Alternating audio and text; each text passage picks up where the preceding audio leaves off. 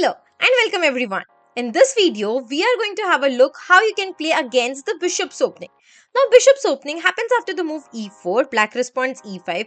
Here white, instead of developing any of the knight, tries to play the bishop to c4 square, attacking the f7 square. Now this is a very aggressive as well as tricky opening from the white side. One wrong move, one careless move from the black side can ruin the complete game. That's why in this video, we are going to look at the correct response, how you should be playing as black. Most importantly, we are going to have a look what you should not do as black to get in the trap or pitfall. Also, we will be seeing how we can try to restrict the opponent from giving the attacking plan. So stay tuned to the end. In the end, I will be sharing the correct way to play from black as well as from the white side as well. So after bishop c4, many of the players usually try to play their bishop to c5, trying to do the symmetrical thing. But if we play our bishop to c5, then there comes this aggressive pawn d4. If we capture the pawn on the d4 square with our e pawn, then it's a complete disaster for bishop f7. The king captures it, queen h5 comes with a check, and then he wins the bishop. Not only that, he has exposed our king, we cannot castle anymore. Also, this d4 pawn will be lost eventually. So that's bad for black. That's why you should not play a bishop to c5. Let's see what if we play a knight to f6. Now these also, so here what happens is there are many normal looking moves that we say, okay, nothing bad can happen after playing this normal moves.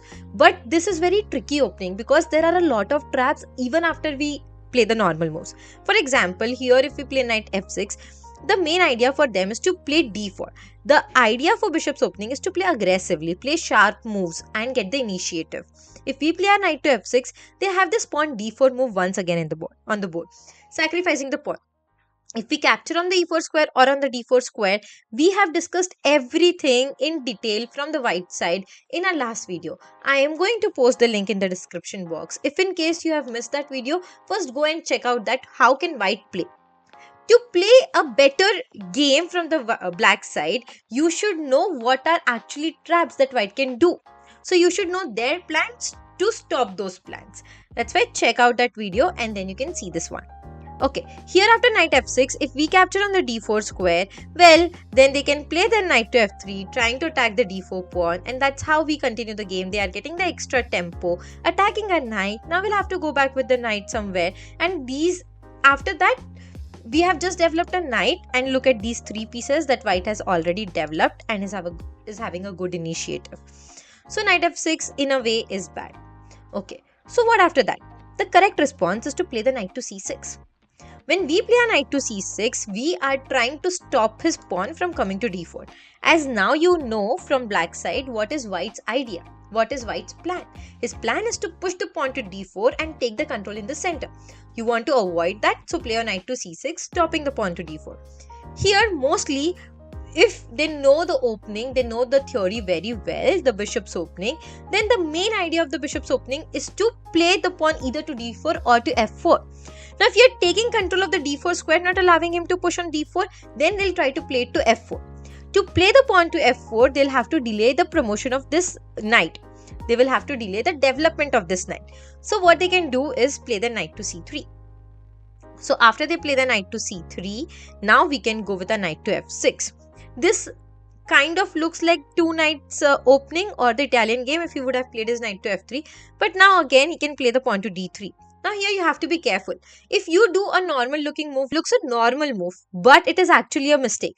Because after he plays his pawn to f4, now we can play the pawn to d6, and when he plays his knight to f3, because the idea to delay the movement of the knight was to play the pawn to f4. Once he has moved his pawn to f4, now he can play his knight to f3.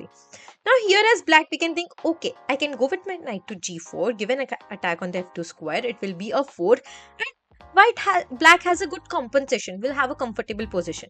But no, see, after knight g4, you are aiming for f2 square, he can do the same thing. He can play his knight to g5, aiming at your f7 square. Now, if you try to defend this f7 square by simply castling, the pawn already supports the knight over here. If you castle, then he can push the pawn to f5. Now, there are two reasons to play this pawn to f5. One is to take more space in the black's camp. The second is, now this bishop no longer protects the knight and the queen is attacking it. So, you'll have to do something about this knight. Either you'll have to come back or you'll have to execute your plan by going on the f2 square. Doesn't help because now when you play your f2 square trying to fork him, he can play his queen to h5, attack your h7 square, as well as this 3 pieces are eyeing at this f7 square. So this is a decisive attack coming from the white side if you play normal looking move like bishop to c5. Okay. Now let's see the continuation. If you want to defend the f4 square, what is the correct way to do? After knight c6, don't play bishop to c5, play the bishop to b4. Now, what is the exact idea behind playing the bishop to b4? When you're playing the bishop to b4, you are attacking this knight, pinning it. Now let's say if he does the mistake and if he plays his pawn to f4 in this position, then it is bad for white this time. Why it is bad for white? Because after f4, you can first play your pawn to d5, attack the bishop. The pawn captures it and you replace the pawn on the d5 square with your knight. Now this knight aims at the c3 knight, giving it a double attack. This is pinning it. So usually player play their bishop to d2 to avoid this. Some of them might also capture it. So let's say if they capture on the d5 square, you can anytime capture it with the queen. This is in pressure, cannot capture it, cannot capture your queen. Also look at this queen, the queen is aiming at the g2 square. So overall, black got a comfortable position. In fact, now black has got an initiative. Also, you look at this f4 pawn, it is kind of a misplaced pawn. Now this is not as an asset, but it is actually a liability for white. Okay, let's see what if he's not capturing on the d5 square with his bishop. Instead, he is defending the knight because you're attacking the knight, is defending it with his bishop to d2. So when he does that, you are getting a free pawn on the f4 square. So knight simply captures on f4. After the bishop captures it, you capture it back. Now look at the white king. It is in the center, completely exposed. Cannot castle on the king side because he's not having a pawn on f2.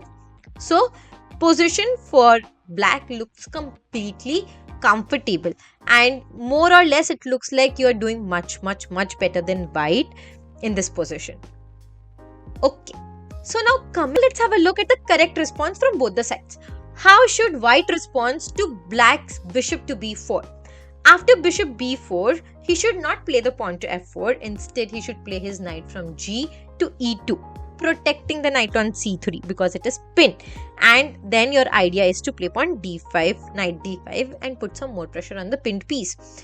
So black is going with the same plan. He is playing his pawn to d5. Once the white pawn captures it, you can capture on d5 and put some more pressure. Here he cannot exchange the knight immediately. If he tries to castle, most of the player here as black thinks, okay, now my knight is in danger. Two of his pieces are attacking my knight and only my queen is protecting it. So what I should do is exchange it. But do not fall for this trap. If you capture the knight on the c3 square with your knight, then after he captures it back with the pawn, he is winning a tempo. You'll have to move the bishop and the position now the initiative is with white. So because you lose a lot of time moving the pieces back and forth, he gets a time to develop. He has castled, so the king is in safety. All the minor pieces are doing great. That is what we don't want. So do not fall for this. Instead, the correct response here from black is to play the bishop to e6. You should play a bishop to e6. So after he exchange, you are exchanging a lot of pieces in the center, and look at this position. You can castle on both the sides. You're free to castle either on the king side or you can castle on the queen side. Position is good. The bishop is doing a great job. The queen is active and position is comfortable for black. You have to look for the correct opportunity and try with the attack. Okay, so this was all about how to play against the bishop's opening from the black side. I hope you understood it. So if you like our content, please hit the like button, subscribe to our channel and share with your friends. Thank you.